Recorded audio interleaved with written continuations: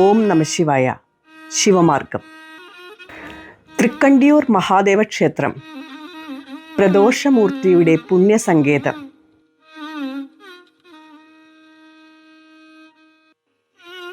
നൂറ്റിയെട്ട് ശിവക്ഷേത്രങ്ങളിലൂടെയുള്ള ഞങ്ങളുടെ ഈ യാത്രയിൽ ഈ പ്രാവശ്യം എത്തിയത് മലപ്പുറം ജില്ലയിലെ തിരൂരിലാണ് ഈ പുണ്യസങ്കേതം.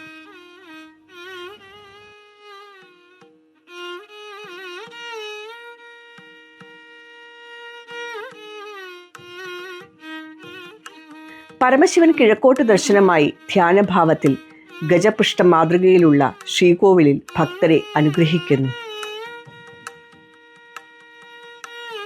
പരശുരാമൻ പ്രതിഷ്ഠിച്ച ക്ഷേത്രം ചേരമാൻ പെരുമാളാണ് നിർമ്മിച്ചതെന്ന് വിശ്വസിക്കപ്പെടുന്നു. ക്ഷേത്രത്തിന് മുന്നിലാണ് ചിറ. അതിന് ഏകദേശം ക്ഷേത്രത്തോളം വലിപ്പമുണ്ടെന്നാണ് പഴമക്കാരുടെ കണക്ക്.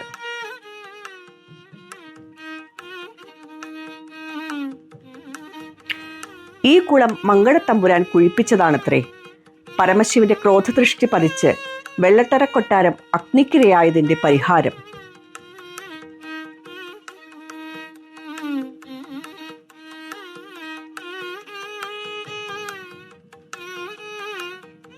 പടയോട്ടക്കാലത്ത് തകർക്കപ്പെട്ട ക്ഷേത്രം പുനരുദ്ധരിച്ചത് മണ്ടായപ്പുറത്ത് കൃഷ്ണമേനോനാണത്രേ.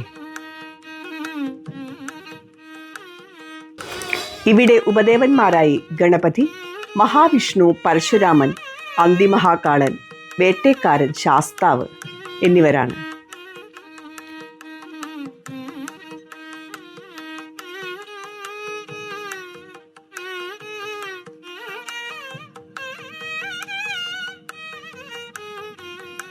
ക്ഷേത്രത്തിൽ ആന പതിവില്ല. 8 ദിവസത്തെ ഉത്സവം തുലാമാസത്തിലെ കറുത്തവാവ് ആറാട്ട് എന്ന രീതിയിലാണ്. മഹാശിവരാത്രി പ്രദോഷവും ഇവിടെ അതിവിശേഷമായി കൊണ്ടാടുന്നു.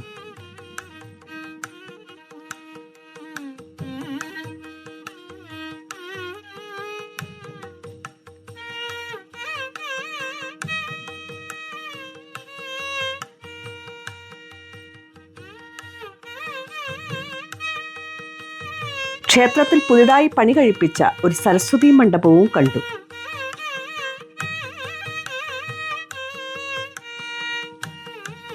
സാമൂതിരി രാജാവിന്റെ നേതൃത്വത്തിലുള്ള ട്രസ്റ്റും മലബാർ ദേവസ്വം ബോർഡും ചേർന്ന് പരിപാലിക്കുന്ന ഈ ക്ഷേത്രം വിശ്വാസികൾക്ക് എന്നും അഭയസ്ഥാനമാണ്.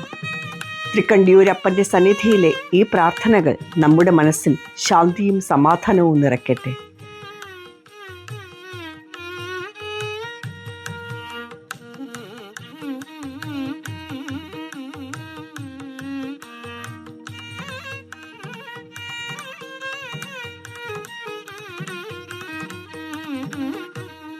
ശംഭോ മഹാദേവ.